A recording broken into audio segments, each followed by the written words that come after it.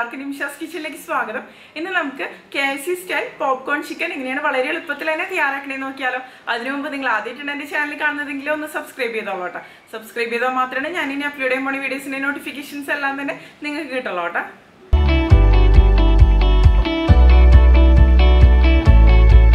അപ്പോൾ നമുക്ക് popcorn chicken തയ്യാറാക്കാൻ തുടങ്ങാം. അതിന് വേണ്ടിയിട്ട് ഞാനിപ്പോൾ ഇവിടെ 300 ഗ്രാം ചിക്കനാണ് കേട്ടോ എടുത്തിരിക്കുന്നത്. ഇതിപ്പോൾ എല്ലില്ലാത്ത ചിക്കൻ കഷ്ണങ്ങളാണ് എടുത്തിരിക്കുന്നത്. ചിക്കൻ ബ്രസ്റ്റ് ആണെന്നുണ്ടെങ്കിൽ കൂടുതൽ നല്ലതാണ്. അല്ലാന്നുണ്ടെങ്കിൽ സാധാരണ എല്ലോട് കൂടിയ ചിക്കൻ ഉണ്ടല്ലോ, അതിൽ നിന്ന് എല്ലാം മാറ്റിയിട്ട് ചെറിയ കഷ്ണങ്ങളായിട്ട് മുറിച്ചെടുത്താലും മതി കേട്ടോ. അപ്പോൾ ഞാനിതിപ്പോൾ നന്നായിട്ട് തന്നെ കഴുകി എടുത്തിട്ടുണ്ട്. കഴുകി വെള്ളമൊക്കെ കളഞ്ഞതിന് ശേഷം നമുക്കിതൊന്ന് ഊറ്റിയെടുക്കാം. ഇനി നമുക്ക് ഈ ചിക്കൻ ഒന്ന് മാരിനേറ്റ് ചെയ്തെടുക്കണം. അപ്പോൾ അതിന് വേണ്ടിയിട്ട് ഞാനിവിടെ ഒരു പാത്രത്തിലേക്ക് 2 മുട്ടയൊന്ന് പൊട്ടിച്ചൊഴിച്ചു കൊടുക്കണം കേട്ടോ. ഈ ഒരു അളവിന് വേണ്ടിയിട്ട് 2 മുട്ട കറക്റ്റ് തന്നെയായിരിക്കും കേട്ടോ. പിന്നെ നമുക്ക് നമ്മുടെ എരിവിനനുസരിച്ച് മുളക് പൊടി ചേർത്ത് കൊടുക്കാം. ഞാനിപ്പോൾ ഒരു 1.5 ടീസ്പൂൺ അളവിലാണ് മുളക് പൊടി ചേർക്കുന്നത്. മുളക് പൊടിയുടെ അളവ് കൂടിപ്പോരുത് കേട്ടോ. കാരണം ഈ ഒരു ഡിഷ് ഒരുപാട് സ്പൈസി ആയിട്ടുള്ളൊരു ഡിഷൊന്നുമല്ലല്ലോ. അപ്പോൾ ഈ ഒരു അളവിൽ തന്നെ മതി. ഞാനിപ്പോൾ കാശ്മീരി മുളക് പൊടി ചേർത്ത് കൊടുത്തിരിക്കുന്നത്. ഏത് മുളക് പൊടിയാണെങ്കിലും കുഴപ്പമൊന്നുമില്ല. പിന്നെ നമുക്ക് ഇതിലേക്ക് സോയാ സോസ് ചേർത്ത് കൊടുക്കുക. ഇതിപ്പോൾ ഡാർക്ക് സോയാ സോസ് ആണ്. ഞാനിപ്പോൾ ഒരു 1/2 ടേബിൾ സ്പൂൺ അളവിലാണ് ചേർത്ത് കൊടുക്കുന്നത്. ലൈറ്റ് സോയാ സോസ് ആണെന്നുണ്ടെങ്കിൽ നിങ്ങൾക്ക് 1 ടേബിൾ സ്പൂൺ ഒക്കെ വരെ ആവാട്ടോ. പക്ഷേ ഡാർക്ക് സോയാ സോസ് ആകുമ്പോൾ ശ്രദ്ധിച്ച് ചേർക്കുക. ഇത് മതി. ഇനി നമുക്ക് ഇതിലേക്ക് ചെറിയ പുളിയോട് കൂടിയ 1 കപ്പ് തൈര് ചേർത്ത് കൊടുക്കാം കേട്ടോ. പിന്നെ നമുക്ക് ഇതിലേക്ക് ഇറ്റാലിയൻ സീസണിങ് ചേർത്ത് കൊടുക്കുക. 1/2 ടേബിൾ സ്പൂൺ അളവിലാണ് ഞാൻ ചേർത്ത് കൊടുക്കുന്നത്. ഇത് ചേർക്കുമ്പോൾ നല്ലൊരു ഫ്ലേവർ തന്നെ കിട്ടും കേട്ടോ. ഇതില്ലാന്നുണ്ടെങ്കിൽ നിങ്ങൾക്ക് ഇത് സ്കിപ്പ് ചെയ്യാം കേട്ടോ. 1 ടീസ്പൂൺ കുരുമുളക് പൊടി കൂടി നമുക്ക് ഇതിന്റെ കൂടെ ചേർത്ത് കൊടുക്കാം കേട്ടോ. കുരുമുളക് പൊടിയുടെയും അളവ് ഒരുപാട് അങ്ങോട്ട് കൂടി പോകണ്ട. ഇനി ഇത് എല്ലാം കൂടി നമുക്ക് നന്നായിട്ടൊന്ന് മിക്സ് ചെയ്തെടുക്കണം കേട്ടോ. നമ്മൾ ഇതിലേക്ക് ചേർത്ത മുട്ടയൊക്കെ നന്നായിട്ട് മിക്സ് ആയിട്ട് വരണം. ഇതുപോലൊരു ലൂസ് ബാറ്റർ ആയിട്ടാണ് നമുക്ക് മാറ്റിയെടുക്കേണ്ടത്. അപ്പോഴായിരിക്കും ചിക്കനൊക്കെ നന്നായിട്ട് തന്നെ മാരിനേറ്റ് ആയിട്ട് വരിക. മാരിനേറ്റ് ചെയ്ത് എടുക്കുന്നതിലാണ് ഇതിന്റെ ഒരു ടേസ്റ്റ് എന്ന് പറയുന്നത് കേട്ടോ. ഇനി നമുക്ക് ഇതിലേക്ക് ആവശ്യത്തിന് ഉപ്പും കൂടി ചേർത്ത് കൊടുക്കാം. നമ്മളിതുവരെ ഉപ്പൊന്നും ചേർത്ത് കൊടുത്തിട്ടില്ലല്ലോ. ഇനി നമുക്ക് എല്ലാം കൂടി നന്നായിട്ട് തന്നെ ഒന്നും കൂടി മിക്സ് ചെയ്ത് കൊടുക്കാം കേട്ടോ. ഇനി ഞാനിപ്പോൾ മിക്സിയുടെ ചെറിയ ജാറാണ് കേട്ടോ എടുത്തിരിക്കുന്നത്. ഇതിലേക്ക് ഒരു സവോളയുടെ 1/4 ഭാഗം, അതായത് ഒരു മീഡിയം സൈസ് സവോളയുടെ ഒരു 1/4 ഭാഗമാണ് ഞാനിപ്പോൾ ഇട്ട് കൊടുത്തിരിക്കുന്നത്. പിന്നെ ഒരു 3-4 അല്ലി വെളുത്തുള്ളി, പിന്നെ ഒരു എന്താ പറയുക ചെറിയൊരു കഷ്ണം ഇഞ്ചി, അതും കൂടി ചേർത്തിട്ട് നമുക്ക് വെള്ളമൊന്നും ഒഴിക്കാതെ നല്ല പേസ്റ്റ് ആയിട്ട് തന്നെ അരച്ചെടുക്കാം കേട്ടോ. അരച്ചെടുക്കുമ്പോൾ നന്നായിട്ട് തന്നെ അരച്ചെടുക്കണം. നന്നായിട്ട് തന്നെ അരഞ്ഞു വരണം. സാധാരണ രീതിയിൽ ഈ ഒരു റെസിപ്പിയിൽ നമ്മൾ ഇഞ്ചി, വെളുത്തുള്ളി, അതുപോലെ ഓണിയൻ പൗഡർ, അതായത് garlic powder, onion powder, ginger powder, ഇതൊക്കെയാണ് ചേർത്ത് കൊടുക്കുക. പക്ഷെ അതൊക്കെ ഇപ്പോൾ എല്ലാവരുടെ കയ്യിലും ഉണ്ടാവണമെന്നില്ല. അപ്പോൾ എല്ലാവർക്കും അവൈലബിൾ ആയിട്ടുള്ള രീതിയിൽ ചെയ്യണ കാരണമാണ് ഞാനിപ്പോൾ ഇതൊക്കെ പേസ്റ്റ് ആയിട്ട് ചേർത്ത് കൊടുത്തിരിക്കുന്നത് കേട്ടോ. ഇപ്പൊ നമുക്ക് ഇത് തരികളില്ലാതെ അരച്ചെടുക്കാൻ പറ്റില്ല എന്നുണ്ടെങ്കിൽ അരച്ചെടുത്തതിന് ശേഷം ഒന്ന് അരിച്ചെടുത്താലും മതി കേട്ടോ. അതായിരിക്കും കൂടുതൽ നല്ലത്. അല്ലാന്നുണ്ടെങ്കിൽ ചിക്കൻ ഫ്രൈ ചെയ്തെടുത്ത് കഴിയുമ്പോൾ ഇത് കടിക്കുമ്പോൾ അത്രയ്ക്കൊരു സുഖം ഉണ്ടാവില്ല. ഇനി ഇതിലേക്ക് നമുക്ക് കട്ട് ചെയ്ത് വെച്ച ചിക്കൻ കഷ്ണങ്ങളുണ്ടല്ലോ, അത് എല്ലാം ചേർത്ത് കൊടുക്കാം.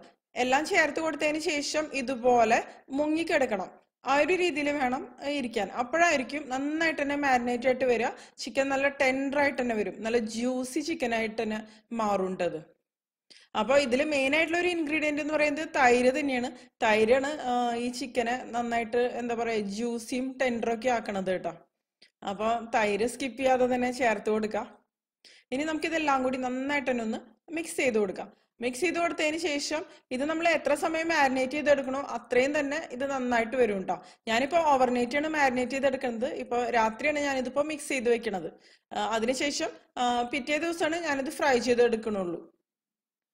അപ്പോഴായിരിക്കും കൂടുതൽ നന്നായിട്ട് വരിക. ഇപ്പോൾ തീരെ സമയമില്ല എന്നുണ്ടെങ്കിൽ ഒരു 3-4 മണിക്കൂറെങ്കിലും എന്തായാലും വെക്കാം കേട്ടോ. എന്നാൽ തന്നെ ടേസ്റ്റ് ഉണ്ടാവുള്ളൂ, ഫ്ലേവേഴ്സ് ഒക്കെ കറക്റ്റ് കിട്ടുള്ളൂ. ഇപ്പൊ അതാ പിറ്റേ ദിവസമായി കണ്ടില്ലേ, കറക്റ്റ് ആയിട്ട് മാരിനേറ്റ് ആയിട്ട് വന്നിട്ടുണ്ട്. ഫ്രിഡ്ജിൽ വെക്കുമ്പോൾ അടച്ചു വെക്കാം കേട്ടോ.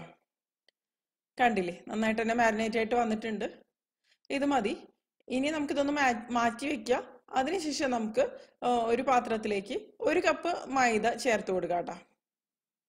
അപ്പൊ നമുക്ക് ഇതിന് വേണ്ടിയിട്ട് ഒരു കോട്ടിംഗ് ഉണ്ടാക്കണം. അതിന് വേണ്ടിയിട്ടാണ്.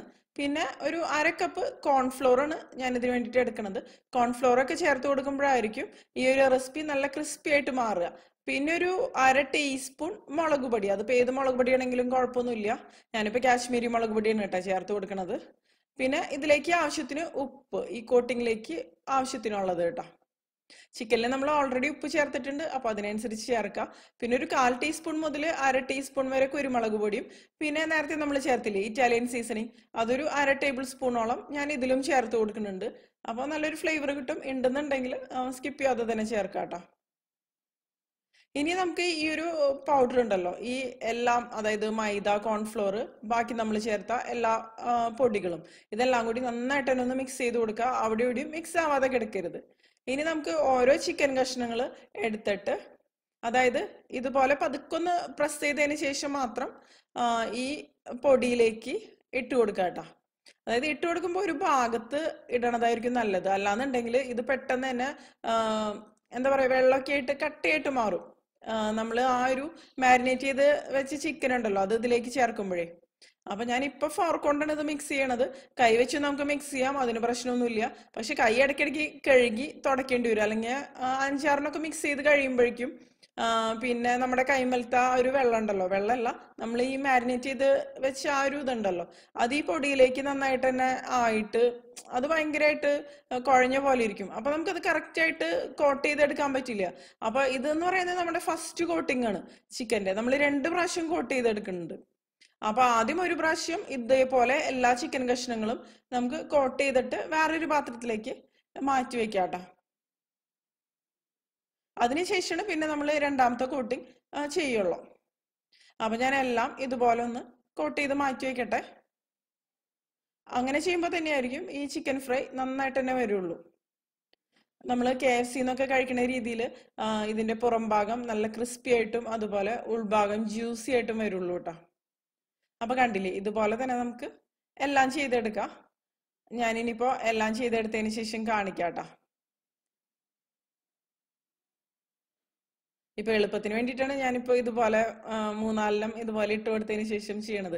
ഇപ്പൊ ഓരോന്ന് ഇട്ട് കൊടുത്തിട്ട് നമ്മൾ മൈദയില് ഇതുപോലെ കോട്ട് ചെയ്തെടുക്കുമ്പോൾ എപ്പോഴും കൈ വാഷ് ചെയ്യേണ്ട ഒരു ആവശ്യം വരും. അപ്പൊ അത് കാരണമാണ് ഞാൻ ഇങ്ങനെ ചെയ്യണത് കേട്ടോ. എപ്പോഴും കൈ വാഷ് ചെയ്തതിന് ശേഷം തുടച്ചതിന് ശേഷം മാത്രം പിന്നെ കോട്ട് ചെയ്യാം. അല്ലെങ്കിലും ഇത് ഈ പൗഡർ ഉണ്ടല്ലോ, അതില് വെള്ളമൊക്കെ ആയിട്ട് പിന്നെ അതത്ര നന്നായിട്ട് വരില്ല. ഇപ്പൊ കണ്ടില്ലേ, നമ്മുടെ ഫസ്റ്റ് കോട്ടിംഗ് റെഡി ആയിട്ടുണ്ട്. ഞാൻ എല്ലാ ചിക്കൻ കഷ്ണങ്ങളും ഇതുപോലെ ഈ ഒരു പൊടിയിൽ കോട്ട് ചെയ്ത് വെച്ചിട്ടുണ്ട് കേട്ടോ, മാറ്റി വെച്ചിട്ടുണ്ട്. ഇത് മതി കേട്ടാ. ഇനി നമുക്ക് രണ്ടാമത്തെ കോട്ടിംഗ് ഒന്ന് എങ്ങനെയാ റെഡി ആക്കി എടുക്കണേന്ന് നോക്കാം. ഇനി ഒരു പീസ് ചിക്കൻ എടുക്കുക. അതിനുശേഷം ഈ മാരിനേറ്റ് ചെയ്ത് വെച്ച ആ ഒരു മിക്സ് ഉണ്ടല്ലോ, അതിലൊന്ന് ഇതുപോലെ ഒന്ന് മുക്കിയെടുക്കാം. അതിനുശേഷം വെള്ളം ഒന്ന് കളഞ്ഞതിന് ശേഷം നമ്മൾ നേരത്തെ കോട്ട് ചെയ്ത് വെച്ച ആ ഒരു പൗഡർ ഉണ്ടല്ലോ, അതില് ഇട്ട് കൊടുക്കാം കേട്ടോ. അതിനുശേഷം ഇപ്പൊ ഞാൻ 2-3 ഒരുമിച്ച് ഇതുപോലെ ഇട്ട് കൊടുത്തതിന് ശേഷമാണ് ഈ ഒരു മൈദയും കോൺഫ്ലവറിന്റെയും ആ ഒരു മിക്സിൽ കോട്ട് ചെയ്തെടുക്കണത്. അപ്പൊ കുറച്ചും കൂടിയും എളുപ്പമുണ്ട്. അതുകൊണ്ടാണ്. കണ്ടില്ലേ, എല്ലാം ഇതുപോലെ തന്നെ നമുക്ക് രണ്ടാമത്തെ കോട്ടിങ്ങും ചെയ്തെടുക്കാം കേട്ടോ. ഇനി കൈയൊന്ന് കഴുകിയെടുക്കുക. കഴുകി തുടച്ചതിന് ശേഷം നമുക്ക് ബാക്കി എന്താ പറയാ, ഈ ഒരു മൈദയുടെയും കോൺഫ്ലവറിന്റെയും മിക്സിൽ ഒന്ന് നന്നായിട്ട് കോട്ട് ചെയ്തെടുക്കാം കേട്ടോ. ഇതുപോലെ നന്നായിട്ട് തന്നെ ഒന്ന് കോട്ടായിട്ട് വരണം. അപ്പോഴായിരിക്കും നല്ല ക്രിസ്പി ആയിട്ട് തന്നെ വരിക. ഇനി നമുക്കിത് വേറൊരു പാത്രത്തിലേക്ക് മാറ്റി വയ്ക്കുക. ഇതുപോലെ നമുക്ക് എല്ലാം ചെയ്തെടുക്കാം. ഒന്നില്ലാന്നുണ്ടെങ്കിൽ നിങ്ങൾക്ക് ഇതുപോലെ എല്ലാം ചെയ്തതിന് ശേഷം മാറ്റി വെക്കുക. അല്ലെങ്കിൽ വേറൊരു ഓപ്ഷൻ എന്ന് പറയുന്നത്, ഇപ്പൊ ഫ്രൈ ചെയ്യാൻ വേണ്ടിയിട്ട് നമ്മൾ എണ്ണ ചൂടാക്കിയതിന് ശേഷം രണ്ടാമത്തെ കോട്ടിങ്, അതായത് ഇത് ജസ്റ്റ് ഇതുപോലെ മൈദയുടെയും കോൺഫ്ലവറിന്റെയും ഒരു മിക്സ് ഉണ്ടല്ലോ, അതില് ഇതുപോലെ മുക്കിയെടുത്തതിന് ശേഷം നമുക്ക് ഡയറക്റ്റ് എണ്ണയിലേക്ക് ഇട്ട് കൊടുക്കാം. കാരണം നമ്മളിത് കുറച്ച് സമയം വെച്ച് കഴിഞ്ഞാലേ ഈ ഒരു കോട്ടിംഗ് ഉണ്ടല്ലോ, അത് ഈ ചിക്കനിലുള്ള ആ ഒരു വെള്ളമൊക്കെ ഒന്ന് അബ്സോർബ് ആയിട്ട് അതൊന്ന് ഒരു വാട്ടറി പോലെ തോന്നും. അപ്പൊ നമ്മള് എണ്ണയിലേക്ക് ഇട്ട് കൊടുക്കണതിന് തൊട്ട് മുമ്പ് തന്നെ ഈ മൈദ വെച്ചിട്ട് കോട്ട് ചെയ്തെടുക്കുക. അതാണ് ഞാൻ എപ്പോഴും പ്രിഫർ ചെയ്യണത്. അപ്പൊ ഞാൻ കുറച്ച് മാത്രമാണ് ഇതുപോലെ ചെയ്തിട്ടുള്ളൂ നിങ്ങൾക്ക് കാണിക്കാൻ വേണ്ടിയിട്ട്. ബാക്കി ഞാൻ അപ്പപ്പോ ഈ മൈദയുടെ ആ ഒരു മിക്സിൽ മുക്കിയിട്ടാണ് എണ്ണയിലിട്ടിട്ട് ഫ്രൈ ചെയ്തെടുക്കണത് കേട്ടോ. അപ്പൊ അതാണ് കൂടുതൽ നല്ലത്. കണ്ടില്ലേ, ഇനിയിപ്പോ നമുക്ക് എണ്ണ ചൂടായതിനു ശേഷം, എണ്ണയ്ക്ക് അത്യാവശ്യം നല്ല ചൂടുണ്ടായിരിക്കണം. നമ്മൾ ഈ ചിക്കൻ ഇട്ട് കൊടുത്തതിന് ശേഷം ബബിൾസ് വരണം. ആ ഒരു രീതിയിൽ നല്ല ചൂടുള്ള എണ്ണയിലേക്കാണ് നമ്മൾ ഈ ചിക്കൻ കോട്ട് ചെയ്തത് ഇട്ട് കൊടുക്കുന്നത്. അതിനുശേഷം ഇട്ട് കൊടുക്കുന്ന സമയത്ത് ഞാനിപ്പോ ഹൈ ഫ്ലെയിമിൽ തന്നെയാണ് കേട്ടോ വെച്ച് കൊടുക്കണത്. പിന്നെ ഒരു മീഡിയം ഫ്ലെയിമിൽ വെച്ചിട്ട് നമുക്കിത് തിരിച്ചു മറിച്ചിട്ടിട്ട് തന്നെ നന്നായിട്ട് തന്നെ ഫ്രൈ ചെയ്തെടുക്കുക. ഹൈ ഫ്ലെയിമിൽ വെച്ചിട്ട് ഫ്രൈ ചെയ്തെടുത്ത് കഴിഞ്ഞിട്ടുണ്ടെങ്കിൽ പുറം ഭാഗം പെട്ടെന്ന് കളർ മാറും, പക്ഷെ ഉൾഭാഗവും ഒന്നും കറക്റ്റ് ആയിട്ട് കുക്കായിട്ട് നല്ലൊരു ടെക്സ്ചർ വരില്ല. അപ്പോൾ ഇത് ബോൺലെസ് പീസസ് ആയ കാരണം പെട്ടെന്ന് തന്നെ കുക്കായിട്ട് വരും, ഒരുപാട് സമയമൊന്നും എടുക്കില്ല. പക്ഷെ ഈ ഒരു കോട്ടിങ് നല്ല ക്രിസ്പി ആയിട്ട് വരണമെന്നുണ്ടെങ്കിൽ ഒരു മീഡിയം ഫ്ലെയിമിൽ വെച്ചിട്ട് നന്നായിട്ട് എന്താ പറയുക, നന്നായിട്ട് ക്രിസ്പി ആവണ വരെ നമ്മളിത് ഫ്രൈ ചെയ്തെടുക്കണം കേട്ടോ. അപ്പോൾ ഒരു ഭാഗം ചെറുതായിട്ടൊന്ന് എന്താ പറയുക ഫ്രൈ ആയിട്ട് വരുമ്പോൾ നമുക്ക് ഇതുപോലെ ഒന്ന് തിരിച്ചിട്ട് കൊടുക്കാം. കണ്ടില്ലേ, നല്ല ടെക്സ്ചറായിട്ട് തന്നെ വരുന്നുണ്ട്. ഇപ്പോൾ കാണുമ്പോൾ തന്നെ അറിയാൻ പറ്റും. നമ്മൾ KFC എന്നൊക്കെ കഴിക്കണം സാധാരണ പോപ്കോൺ ചിക്കൻ ഇതുപോലെ ഒരു ടെക്സ്ചറിൽ തന്നെയല്ലേ ഇരിക്കുക. അപ്പൊ ഈ ഒരു റെസിപ്പി എന്നൊക്കെ പറയുന്നത് നമ്മളെപ്പോഴും കഴിക്കുമ്പോൾ ചൂടോടുകൂടി തന്നെ കഴിക്കുക. അപ്പോഴായിരിക്കും ആ ഒരു അതിന്റെ പുറം ഭാഗം നല്ല ക്രിസ്പി ആയിട്ട് തന്നെ ഇരിക്കുക. ഇത് നല്ല ഫ്ലേവറോട് കൂടി ഒരു ചിക്കൻ ഫ്രൈഡ് റെസിപ്പി തന്നെയാണ് കേട്ടോ. നമുക്കിത് ടൊമാറ്റോ കെച്ചപ്പിന്റെ കൂടെ വേണമെന്നുണ്ടെങ്കിൽ കഴിക്കാം, അല്ലാന്നുണ്ടെങ്കിൽ തന്നെയാണെന്നുണ്ടെങ്കിലും നല്ല ടേസ്റ്റി ആയിട്ടുള്ള ഒരു ചിക്കൻ ഫ്രൈ തന്നെയാണ്. പ്രത്യേകിച്ച് കുട്ടികൾക്കൊക്കെ നന്നായിട്ട് തന്നെ ഇഷ്ടപ്പെടും. ഇത് പ്രത്യേകിച്ച് ബോൺലെസ് പീസസ് ഒക്കെ ആയ കാരണം കുട്ടികൾക്കൊക്കെ കഴിക്കാൻ നല്ല ഇഷ്ടമായിരിക്കുമല്ലോ. അപ്പൊ കണ്ടില്ലേ, നമ്മുടെ ചിക്കൻ ഫ്രൈ റെഡി ആയിക്കൊണ്ടിരിക്കുകയാണ്. കുറച്ച് സമയം എടുത്തിട്ട് തന്നെ കുറച്ച് ക്ഷമയോടുകൂടി തന്നെ ഫ്രൈ ചെയ്തെടുക്കാം കേട്ടോ. അപ്പോഴായിരിക്കും നന്നായിട്ട് തന്നെ വരിക. ഇപ്പോഴാണെന്നുണ്ടെങ്കിൽ പല സ്ഥലങ്ങളും കണ്ടെയ്ൻമെന്റ് സോൺ അതുപോലെ റെഡ് സോൺ ഒക്കെ തന്നെയല്ലേ. അപ്പോൾ നമുക്കിപ്പോൾ പുറത്തുനിന്നുള്ള ഭക്ഷണം കഴിക്കണമെന്നുണ്ടെങ്കിലും കഴിക്കാൻ പറ്റാത്തൊരവസ്ഥയാണ്. അപ്പോൾ ചിക്കൻ ഉണ്ടെന്നുണ്ടെങ്കിൽ നമുക്ക് നല്ല ടേസ്റ്റി ആയിട്ട് ഈ KFC സ്റ്റൈൽ പോപ്കോൺ ചിക്കൻ എളുപ്പത്തിൽ തന്നെ തയ്യാറാക്കാൻ പറ്റും. ഇപ്പോൾ ഇവിടെയാണെന്നുണ്ടെങ്കിലും ലോക്ക്ഡൗൺ തന്നെയാണ്, കുറച്ച് ദിവസം ഇവിടെ ഷോപ്സ് പോലും തുറന്നിട്ട്.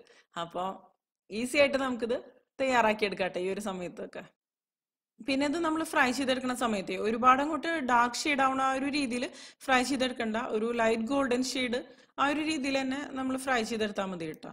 പക്ഷെ ക്രിസ്പി ആയിട്ട് വരണം, അത്ര മാത്രമേ ഉള്ളൂ. പിന്നെ നമ്മളിത് ഒരുപാട് ക്രൗഡഡ് ആയിട്ട്, അതായത് ഒരുപാട് ചിക്കൻ കഷ്ണങ്ങൾ ഇട്ടിട്ടും ഫ്രൈ ചെയ്തെടുക്കരുത്, അപ്പോഴും നല്ല ക്രിസ്പി ആയിട്ട് വരില്ല എല്ലാം. ഒരുപാടാവുമ്പോൾ അത്രയ്ക്കൊരു നന്നായിട്ട് വരില്ല ഇതിന്റെ ഒരു ടെക്സ്ചറും കാര്യങ്ങളെ. അപ്പോൾ കുറേശ്ശെ ഇട്ടിട്ട് ഫ്രൈ ചെയ്തെടുക്കാൻ ഞാനിപ്പോൾ 3 പ്രാവശ്യമായിട്ടാണ് ഇത് ഫ്രൈ ചെയ്തെടുക്കണത് കേട്ടോ. ഇപ്പൊ കണ്ടില്ലേ, ഇത് നന്നായിട്ട് തന്നെ ഫ്രൈ ആയിട്ട് വന്നിട്ടുണ്ട് കേട്ടോ. ഇത് മതി. നമ്മളിത് കോരി എടുക്കുന്നതിന് മുമ്പ് കുറച്ച് സമയം ഒന്ന് ഹൈ ഫ്ലെയിമിൽ വെച്ച് കൊടുക്കാം കേട്ടോ. അപ്പൊ എണ്ണ തീരെ ഇത് അബ്സോർബ് ചെയ്യില്ല. ഇനി നമുക്കിത് കോരിയതിന് ശേഷം ഒരു സ്ട്രെയിനറിലേക്കോ അല്ലെങ്കിൽ കിച്ചൺ ടിഷ്യൂലേക്കോ ഇട്ട് കൊടുക്കാം കേട്ടോ. എല്ലാം നമുക്ക് ഇതുപോലെ തന്നെ കോരിയെടുക്കാം. നന്നായിട്ട് തന്നെ വന്നിട്ടുണ്ട്, ഇതിന്റെ ടെക്സ്ചർ കണ്ടില്ലേ. ചൂടോടുകൂടി തന്നെ നമുക്കിത് കഴിക്കാം. കണ്ടില്ലേ, നമ്മുടെ ഫസ്റ്റ് ബാച്ച് റെഡി ആയിട്ടുണ്ട്. ഇനി ഇതുപോലെ തന്നെ നമുക്ക് ബാക്കിയുള്ളതും ഫ്രൈ ചെയ്തെടുക്കാം കേട്ടോ. ഇനിയിപ്പോ ഞാൻ എല്ലാം ഫ്രൈ ചെയ്തെടുത്തതിന് ശേഷം കാണിക്കാം കേട്ടോ. കണ്ടില്ലേ, ഫസ്റ്റ് ബാച്ചിൽ നമ്മൾ തയ്യാറാക്കിയ ചിക്കൻ ഫ്രൈ നല്ല അടിപൊളിയായിട്ട് തന്നെ വന്നിട്ടുണ്ട്. കണ്ടില്ലേ, നമ്മുടെ സെക്കൻഡ് ബാച്ച് ചിക്കൻ ഫ്രൈയും നല്ല ക്രിസ്പി ആയിട്ട് തന്നെ വന്നിട്ടുണ്ട്. ഇനി നമുക്കിതൊന്ന് ടേസ്റ്റ് ചെയ്ത് നോക്കിയാലോ. കണ്ടില്ലേ, നല്ല അടിപൊളിയായിട്ട് തന്നെ വന്നിട്ടുണ്ട്. പുറം ഭാഗം നല്ല ക്രിസ്പിയാണ്, ഉൾഭാഗം നല്ല ജ്യൂസി ആയിട്ട് ഇരിക്കുന്നുണ്ട്.